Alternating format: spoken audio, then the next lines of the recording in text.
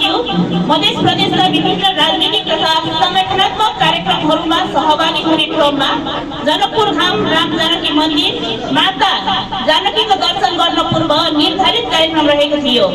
त्यही क्रममा पार्टीका अध्यक्ष तथा कार्यकर्तामाथि भएको दुर्व्यवहार त्यो भन्दा पहिले संस्कृति पार्टी जिल्ला कार्य समिति झापाको गम्भीर ध्यान आकर्षण भएको छ।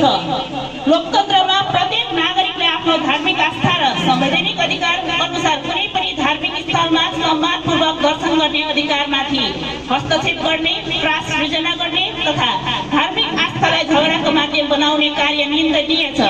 घटनामा संलग्न व्यक्तिहरूको निष्पक्ष छानबिन गरी कानुन बमोजिम कारबाही गर्न हामी नेपाल सरकार समक्ष जोरदार माग गर्दछौँ। साथै धार्मिक स्थलहरूको दर्शन गर्ने क्रममा नागरिकहरूको शान्ति सुरक्षाको प्रत्याभूति सुनिश्चित गर्न नेपाल सरकार संवेदनशील र जिम्मेवारी बन्नुपर्नेमा हाम्रो जोड छ।